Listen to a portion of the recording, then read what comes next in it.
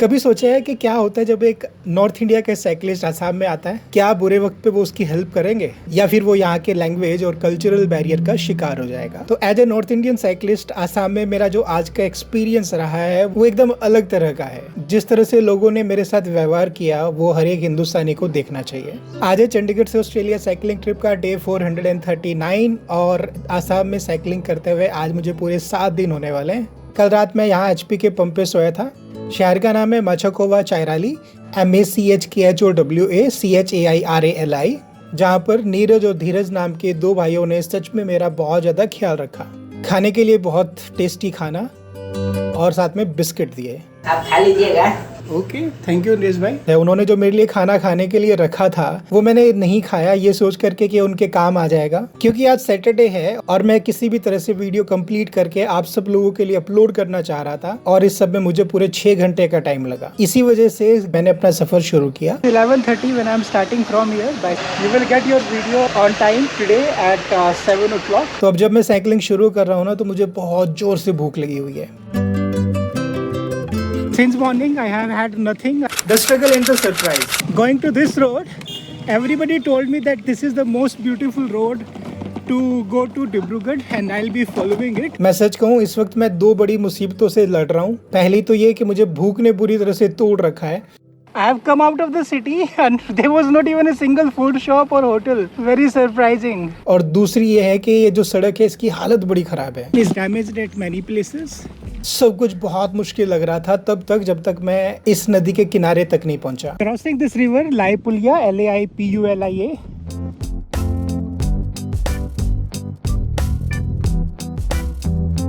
Here, catching the fish in a boat. खुद लिखा है क्या ये? नहीं किसी से लिखवाया है तो ठीक है ना। ठीक है। अश्मीर में ठीक लिखा हुआ है, पढ़ा जाता है। Okay good.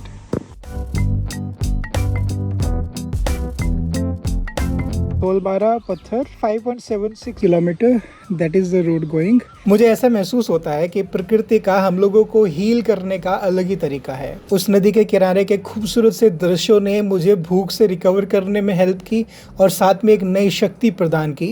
Unexpected kindness. Cycle चलाते चलाते मुझे सड़क के किनारे पर एक सब्जी की दुकान दिखी और मैंने सोचा कि कुछ ना सही यही खा लेता हूँ, लेकिन वहाँ पर उसके बाद जो हुआ उसने मेरी बोलती बंद करके रख दी। आप खाने के लिए दिया। आपका नाम क्या है? बिजू दास। बिजू दास। ओके, आज तो मैं 2 kg खीरा खाऊंगा फिर।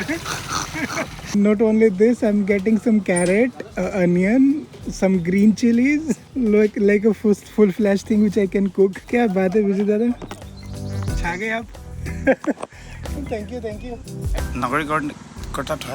ओके। तो हम एक MB स्कूल का हेडमास्टर करता था। हाँ, headmaster, thank you, very kind of you. ये जो अनजान लोग इस तरह से मिलते हैं और जिस तरह के ये काम कर जाते हैं अनजाने में, इसके बारे में आप सोच भी नहीं सकते। इस शानदार सी शख्सियत को प्रणाम करने के बाद मैंने अपना सफर वापस स्टार्ट किया और पहुंचा इस खूबसूरत सी जगह पर, जहां पर ये लोकल मछुआरा जो बोट पर बैठा है, इसने एक हाथ में जाल पकड़ा हुआ है और दूसरे हाथ में पकड़ी हुई लकड़ी से इस घास को हटाते हुए अपनी बोट के लिए रास्ता बना रहा है। इस तरह के ये जो छोटे छोटे से लम्हे हैं, इससे मेरी जर्नी सच में स्पेशल बन जाती है। Village life and unexpected hospitality. मैं सड़क पर चलता हुआ जा रहा था जिसके दोनों तरफ दूर दूर तक फैले हुए घास के मैदान थे जहाँ पर पशु चल रहे थे। So the road which they have made is very damaged. चलते चलते मैं इस गांव में पहुंचा जहां पर एक खास आदमी से मेरी मुलाकात हुई। अगर आपको याद है, जान सही किया, मेरी उनसे मुलाकात कल रात पंप पे हुई थी। मेरे उनसे खाने के दुकान के बारे में पूछने पर वो मुझे उसी गांव की मार्केट की इस दुकान पर लेकर के आए। खाने की जगह बताने के लिए थैंक यू। हाय हम। और वहाँ पर हैरानी पूर्वक लोगों ने मुझे चारों तरफ से घेर लिया। इधर सीधा जाना है ना? उधर पे हाईवे मिलेगा, हाईवे से डायरेक्टली डिब्रूगढ़ टाउन मिल जाएगा आपको। 23 किलोमीटर। अब कहीं जाके 12:30 बजे मुझे फाइनली प्रॉपर जो खाना होता है वो मिला। What I have got, it had chapati, that sabji made with peas and potato, some onion with the egg. Very nice too. चाय। Yeah, good. अच्छा बना। असम का चाय है, असम टी। और उसके बाद जो हुआ उसने मेरा दिल छू लिया। तो ये जो छोटा सा लड़का है जो कि इस गांव के अंदर इस छोटे से होटल को चलाता है, उसका नाम है रोहित। और ये रोहित शर्मा जो हमारा क्रिकेटर है उसका बहुत बड़ा फैन है। ये वर्ल्ड कप के बाद क्या है ना? हाँ, वर्ल्ड कप का है। So even you look in his T shirt it's written Rohit. 15 number इसी का है ना? 45 रोहित का नंबर है। ओह, so he is a big fan of Rohit Sharma. ये कितना खेलेगा और? खेलेगा वो 50 का वर्ल्ड कप खेलेगा वो। पक्की बात है? हाँ, पक्की बात। 27 में वर्ल्ड कप खेलेगा। हाँ। मनोज क्या लगता है, पक्का? मुझे थोड़ा डाउट है वैसे। ना वो खेलेगा, वो उसका सपना है। That's great यार। How the fans are amazing। जब मैं उसको पेमेंट के लिए पूछने लगा तो जो हुआ उस पे मैं खुद भी यकीन नहीं कर पाया। When I opened the QR code to scan, this boy is sitting. What's your name? Manoj, huh? He said that I'll pay, but I'm saying no, thank you so much. I'll pay myself. आप QR दे दो मेरे को। It's okay, never mind। हो जाएगा, मत करेंगे। नहीं राहुल नहीं, प्लीज। आप लोग इतनी मेहनत करते हो यार, नहीं, कोई बात नहीं। आसान थोड़ी ना पैसा कमाना। ज़्यादा लगा तो दूसरा बात है, 60 बस हो जाएगा। थैंक यू सो मच, आपने बोला उतना काफ़ी है। Thank you Rahul, thanks for the food man. Thank you Manoj, अच्छा लगा आप दोनों से मिलके। मिलेंगे। गांव का नाम एक बार फिर से बताना। इस गांव का नाम है Sissi Kalghar, SISSIKALGHAR। And this was the shop. सुबह से साइकिलिंग करते हुए सिर्फ 1 घंटे का टाइम हुआ है और ये जो 2 इंसिडेंट्स अभी तक हुए उसने मुझे हैरान करके रख दिया। क्या सच में आसाम के लोग ऐसे ही हैं? क्या सच में वो आने वाले हर साइकिलिस्ट को ऐसे ही ट्रीट करते हैं? अभी तक तो इस सवाल का जवाब हाँ में आ रहा है। The door to heaven. मेरा दिमाग अभी तक बुरी तरह से हैरान था और मेरे जिस तरह के भावनाएं थी उनको व्यक्त करने के लिए मेरे पास शब्द नहीं है। इस गाँव की हर एक चीज शानदार है। यहाँ के घर बहुत अनोखे हैं। गांव के बच्चे, उनकी क्यूट सी स्माइल बड़ी अच्छी लगती हैं।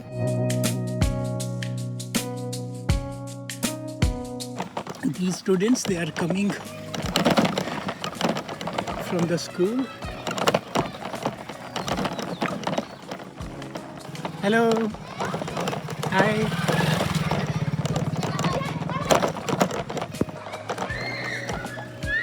Hello. Hi. Hello. Hello hello hello hello.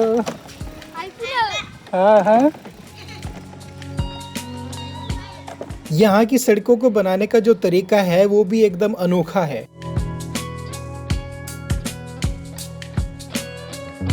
Local लोगों ने जो दिमाग लगाया है सड़क बनाने में वो सिंपली ब्रिलियंट है।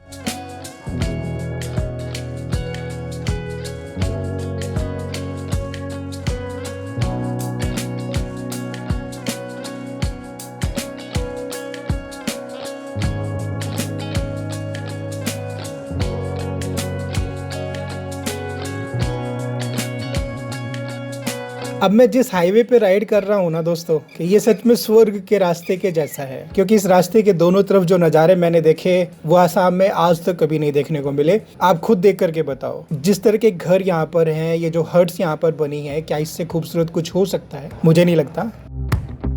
चिड़ियाओं की चहचहाहट और पानी से भरे हुए ये तालाब और जलाशय, हर तरफ हरियाली बिखेरने वाले प्लांट्स, ये छोटी छोटी सी प्यारी प्यारी सी हर्ट्स, क्या आपके पास शब्द हैं जो इनको सही मायने में इनकी खूबसूरती को बयान कर सकें? अगर कहीं पर सही मायने में स्वर्ग है तो बिल्कुल ऐसा ही होता होगा।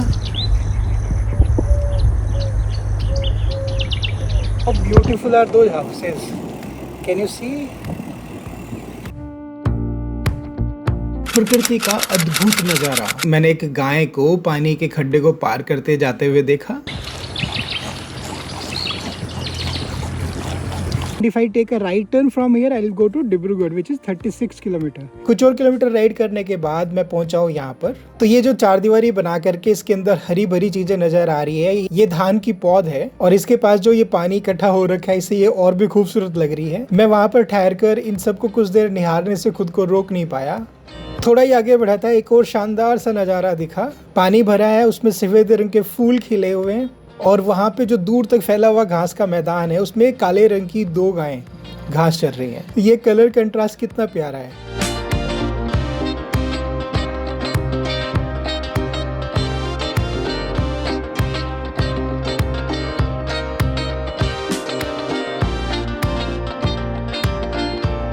Such a beautiful place. ये बच्चा मुझे वहाँ साइकिल चलाते हुए देखकर बहुत हैरान हुआ।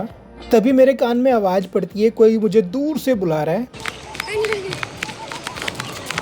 I stopped here. Hello. Hi. हाय आप लोग बुला रहे थे मुझे? ये कौन सा गांव है? ए दुदू भाई वर्षा पड़े और डिब्रूगढ़ का रास्ता? ए दुदू ओके। राइजार मतलब? राइजार राइजार क्या होता है बेटा? राइजार हिंदी में बताओ ना, इंग्लिश हिंदी। राइजार मतलब साइकिल चलाना है, पर ये बहुत भारी है, तुम बहुत छोटे हो, बड़े हो जाओ फिर चलाना। ये बड़ा साइकिल है ना, अब से चलेगा नहीं, थोड़ा बड़े हो जाओगे फिर दूंगा चलाने के लिए, है ना? ठीक है। तुम्हारा नाम क्या है?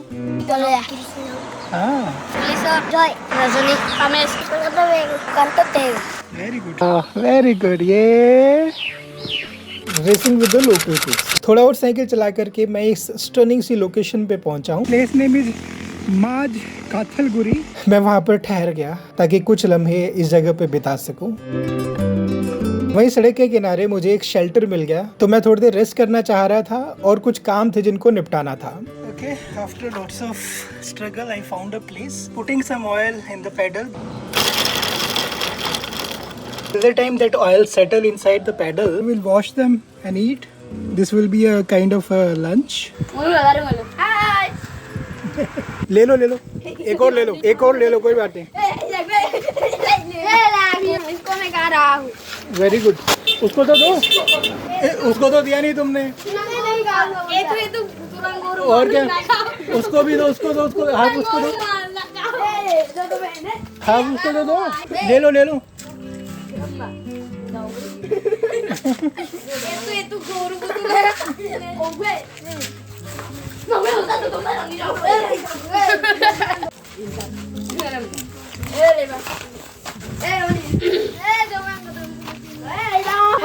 Hi guys, amigo.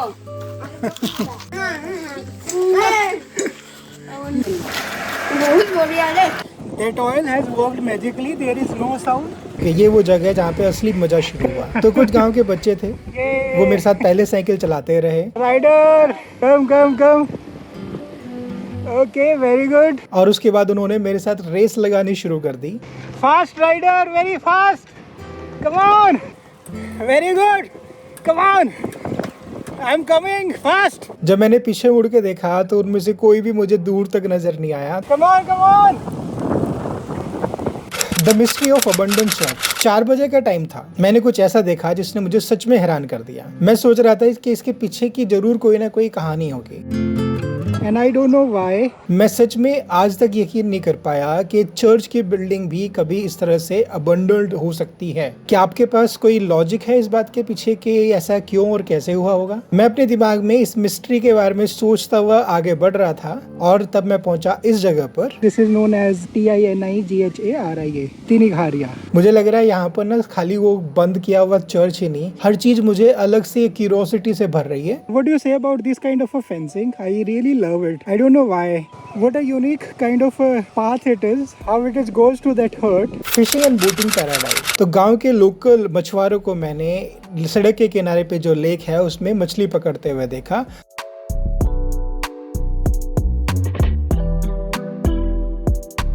और यही नहीं, मैंने एक फिशरमैन को देखा जो कि एक बोट के ऊपर खड़ा हुआ था जिसमें सफेद रंग के फूल दूर दूर तक खिले हुए थे। मुझे ऐसी फीलिंग आ रही है कि एक तो मुझे ट्रेन्स पसंद है और दूसरे मुझे पानी में इस तरह से चलने वाली बोट्स पसंद है। The legendary Bogibeel bridge. तब मैंने एक साइन बोर्ड देखा जिसको पढ़ने के बाद मेरा जो दिल है वो दौड़ना शुरू कर देता है। ये वो साइन बोर्ड था जो कि बता रहा था कि जो बॉगीबिल ब्रिज है वो इस तरफ है। दादा, डिब्रूगढ़ के लिए ये रास्ता है, आगे वाला है। ओके, वो जो ब्रिज है वो किधर है? वो भी, जिसको इंडिया का longest rail cum road bridge कहा जाता है। ये है एक डबल डेकर ब्रिज जिसमें ऊपर सड़क है और उसके नीचे ट्रेन चलती हैं। मैं इंजीनियरिंग के इस मार्वल को सच में अपनी आंखों से देखना चाहता था और आज फाइनली मैं खुद वहां पर खड़ा हूँ। जिस सड़क पे मैं चल रहा हूँ या उसके कंपैरिजन में जो सड़क नीचे की तरफ है वो मुझे ज्यादा एक्साइट कर रही है। I wish I could have gone through that. ये नीचे कौन सी सड़क है, ऊपर कौन सी सड़क है, इसको लेकर के ना मेरे दिमाग में कुछ कंफ्यूजन्स हैं। That is the railway line on my right till now. Here there is a check post. अरे नहीं, ये वो ब्रिज नहीं लग रहा है यार. This is not that one because railway line is still going on the right, parallel to it. How come it is the same bridge? It doesn't look like that. मैं भी अपने दिमाग से ये सारा बोझ निकालता हूँ, ओवर थिंकिंग बंद करता हूँ और ब्रह्मपुत्रा नदी के जो खूबसूरत नज़ारे उनको देखने में खुद को भुला देता हूँ।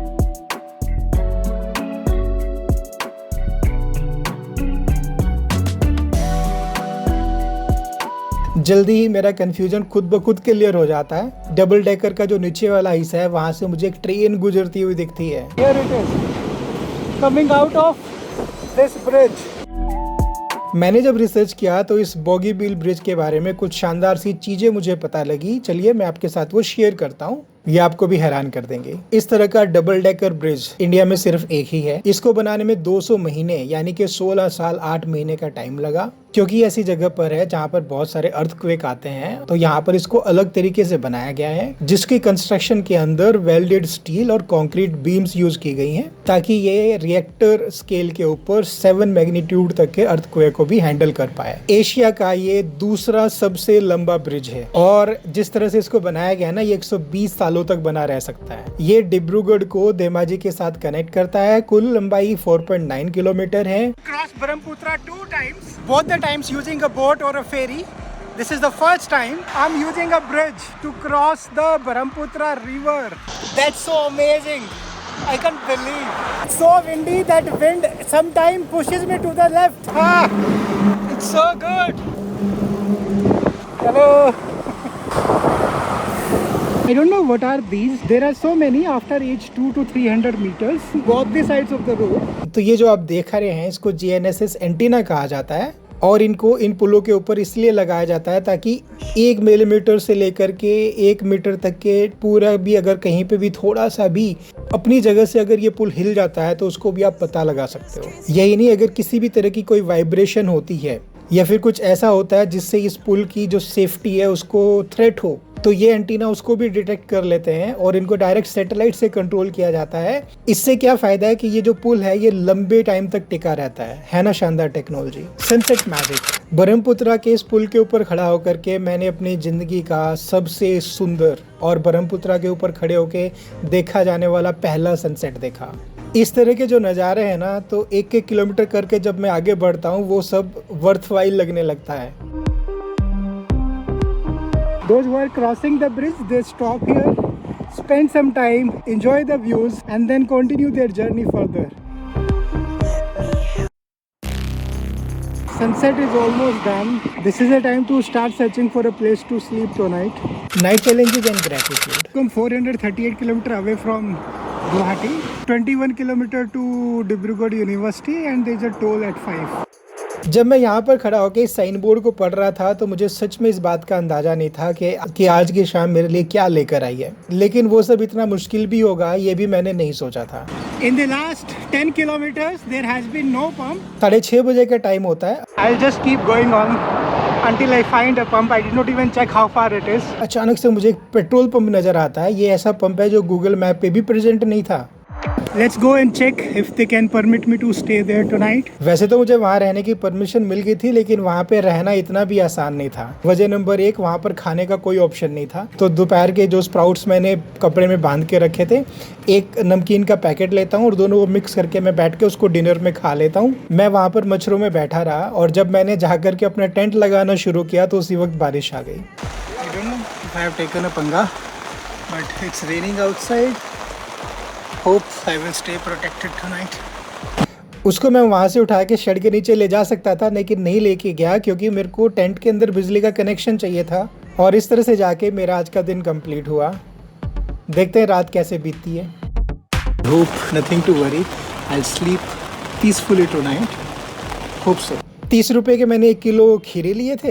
एक्स्ट्रा 1 किलो खीरे और कुछ सब्जियां मेरे को बीजू दादा ने खरीद करके दे दी थी, जो कि मैंने उन बच्चों के साथ भी शेयर कर ली। 20 रुपए का मैंने नमकीन का पैकेट लिया था, तो मेरा टोटल खर्चा 50 रुपए का ही हुआ है, क्योंकि जो मैंने लंच किया था उसके लिए राहुल और मनोज भाई ने मुझसे पैसे नहीं लिए थे। ब्रेकफास्ट में मुझे खाने के एक बिस्किट का पैकेट धीरज ने दे दिया था। तो मुझे लग रहा है कि आसाम के जो लोग हैं उनका जो दिल है ना यार, वो सच में शानदार है।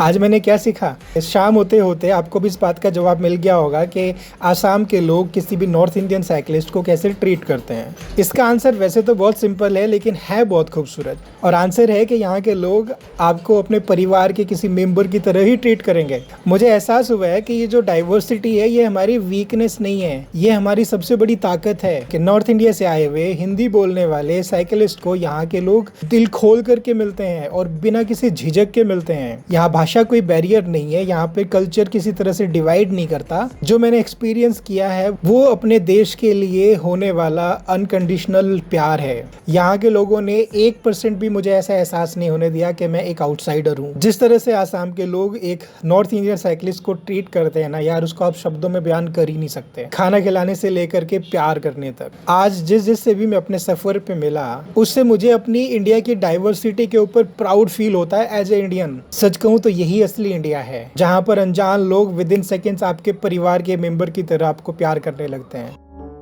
अगर आप भी इस इंसानियत के सफ़र पे मेरा साथ देना चाहते हैं तो इस चैनल साइकिलिंग बीस्ट को सब्सक्राइब कर लीजिए और बेल आइकन दबा दो ताकि आने वाली हर वीडियो की नोटिफिकेशन आपको सबसे पहले मिल जाए। आज yesterday it was a day when I was cycling towards the history of Sati Joymati. I shared her story of her sacrifice, her choice of silence over betrayal. This is something which is very motivating. I'm sharing the link of that story here. Please go and watch after this video if you have not seen. के सफ़र में इतना ही है दोस्तों। अब हम मिलेंगे एक और दिन की एक और कहानी के साथ बहुत जल्दी अगले वीडियो में।